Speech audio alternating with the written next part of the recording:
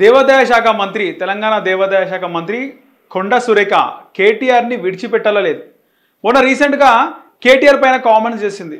నాగార్జునకు సంబంధించిన ఒక ల్యాండ్ వివాదంలో ల్యాండ్కి సంబంధించి కేటీఆర్ కాపాడిండు. సో సమంతాని పంపించమంటే నాగార్జున సమంతని అడగడం, సమంత రానని చెప్పడంతో ల్యాండ్ వివాదంలో కేటీఆర్ ఈ విధంగా చేసిందని చెప్పేసి అప్పుడు మాట్లాడడం జరిగింది. అది తీవ్ర దుమారం చెలరేగింది ఆ మాటలపై. ఒక మంత్రిగా ఉండి ఈ విధంగా మాట్లాడతావా అని చెప్పేసి. సో ఆమె కూడా బయటకు వచ్చి సారీ చెప్పడం, ట్వీట్ పెట్టడం, ఇవన్నీ కూడా జరిగిపోయినాయి.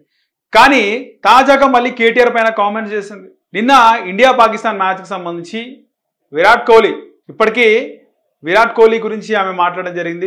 విరాట్ కోహ్లీని ఆమె సంబోధిస్తూ 14,000 రన్లకు సంబంధించి కొండా సురేఖ మాట్లాడుతూ, అటు 14,000 రన్లు విరాట్ కోహ్లీ చేసిండు, కానీ 14 నెలలు గడుస్తున్నా కూడా 14 సార్లు కేటీఆర్ అసెంబ్లీకి రాలేదు. ప్రజా సమస్యలు ఏ విధంగా పరిష్కారం అవుతాయని చెప్పేసి కేటీఆర్ టార్గెటెడ్గా కొండా సురేఖ ఒక ట్వీట్ పెట్టడం జరిగింది. అలాగే విరాట పర్వం అనే వర్డ్ని కూడా అక్కడ యూజ్ చేసింది. విరాట్ కోహ్లీకి కలిసి వచ్చేలా విరాట పర్వం. మహాభారతంలో 14 ఏళ్ల వనవాసం, అజ్ఞాతవాసం, అరణ్యవాసం అని చెప్పేసి మనం విన్నాం. సో 14 ఏళ్ళలో 12 సంవత్సరాలు అరణ్యవాసం, ఆ తర్వాత 2 సంవత్సరాలు అజ్ఞాతవాసం. సో ఇక్కడ కూడా కేసీఆర్ అజ్ఞాతవాసం ఇంకా వీడలేదు. విరాట పర్వం నుంచి ఇంకా కేటీఆర్ బయటికి రాలేదు. విరాట పర్వం నుంచి కేసీఆర్ కూడా బయటికి వస్తలేడు. గజ్జల్ ఫామ్ హౌస్కి అంకితం అయిపోయిండు. అంటే విరాట పర్వాన్ని ఉద్దేశించి విరాటపురంలో 2 సంవత్సరాలు అజ్ఞాతవాసంలో ఉంటారు, ఎవరితో మాట్లాడకుండా, కలవకుండా. సో అలాంటి అజ్ఞాతవాసంలో విరాటపురం నుంచి కేటీఆర్ అలాంటి అజ్ఞాతవాసంలో విరాటపురం నుంచి కేసీఆర్ బయటికి రావట్లేదు అనేది కొండా సురేఖ ఉద్దేశం. దీనికి సంబంధించి ట్వీట్ పెట్టింది. కేసీఆర్ అసెంబ్లీకే రావట్లేదు, కేటీఆర్ 14 సార్లు కూడా రావట్లేదు అని చెప్పేసి తండ్రి కొడుకులను ఉద్దేశించి కొండా సురేఖ ట్వీట్ పెట్టడం జరిగింది. సో రాజకీయంగా కొండా సురేఖ కూడా చాలా ఎంత రైవలరీ ఉంది కేటీఆర్ పైన, కేసీఆర్ పైన ఉన్నది ఎంత ఉన్నది అనేది అర్థమవుతుంది. వాళ్ళ గతంలో కాంగ్రెస్లో ఉండే, మంత్రి అయింది, తర్వాత బీఆర్ఎస్లోకి రావడం, మళ్ళీ కాంగ్రెస్లోకి వెళ్ళిపోయింది. సో ఇలాంటి కొండా సురేఖ ఇలా ట్వీట్ పెట్టడం, కేటీఆర్ని బ్యాక్ టు బ్యాక్ టార్గెట్ చేయడం. ఎందుకంటే పొద్దున్న లేస్తే హరీష్ రావు మాటలు కానీ, కేటీఆర్ మాటలు కానీ, రేవంత్ రెడ్డి నువ్వు ఎంత అనే విధంగా వాళ్ళు మాట్లాడుతున్నారు ఎక్కడ పోయినా కూడా. రీసెంట్గా కేటీఆర్ మాట్లాడే వీడియో ఒకటి చూడడం జరిగింది.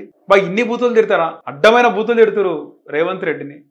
ఇంకోటైతే ఖాళీ బకెట్లా నీళ్ళు పోసుకొని దుగ్గి చచ్చిపోతుండే రేవంత్ రెడ్డి కాబట్టే అలాంటి మాటలు తట్టుకుంటున్నాను. అంటే రేవంత్ రెడ్డికి ఏం లేదు, చీమునొద్దరు ఏం లేదు, రేవంత్ రెడ్డి ఎంత తిట్టినా కూడా సిగ్గు లేకుండా అట్లనే ఉన్నాడు అని చెప్పేసి కేటీఆర్ రేవంత్ రెడ్డిని ఉద్దేశించి మాట్లాడడం జరిగింది. వాస్తవానికి సోషల్ మీడియాలో ప్రతి పార్టీని తిట్టేవాళ్ళు ఉన్నారు. బీజేపీ తిట్టేవాళ్ళు లేరా? కాంగ్రెస్ని తిట్టేవాళ్ళు ఉన్నారు, బీఆర్ఎస్ని తిట్టేవాళ్ళు కూడా ఉన్నారు. ఈ తిట్టే వాళ్ళందరూ కూడా ఒక పార్టీని లైక్ చేస్తూ ఇంకో పార్టీని తిడతారు. కేసీఆర్ లైకర్స్ అందరూ రేవంత్ రెడ్డిని తిడతారు, రేవంత్ రెడ్డి లైకర్స్ అందరూ కేటీఆర్ని తిడతారు, కేసీఆర్ని తిడతారు.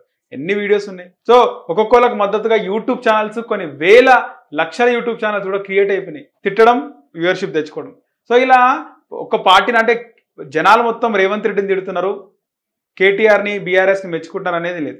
బీఆర్ఎస్ని కూడా తిట్టే వాళ్ళు ఉన్నారు. కానీ కేటీఆర్ ఆ విధంగా కామెంట్స్ చేయడం, అంటే నేరుగా కేటీఆర్ కానీ కేసీఆర్ కానీ చేసే కామెంట్స్ జనాల దృష్టిలోకి వెళ్ళిపోతాయి. అంటే జనాలకి ఈజీగా అర్థమైపోతాయి అలాంటి భాషల్లో కేటీఆర్ మాట్లాడతారు. సో మహిళలు నిజంగా పొలిటీషియన్స్, ముఖ్యమంత్రి అయినా లేకపోతే ఇటు ఆ ప్రతిపక్షం అపోజిషన్ అయినా కూడా మహిళా నాయకురాలు విమర్శిస్తే ఆ పట్టెక్కువ ఉంటుంది. సో ఒక మంత్రిగా కొండా సురేఖ బాగా టార్గెట్ చేస్తూ మాట్లాడుతుంది కేటీఆర్ని. సో మరోసారి కేటీఆర్ పైన ఇట్లా ట్వీట్ పెట్టడం, ఈ ట్వీట్ కూడా బాగా వైరల్ అవుతుంది.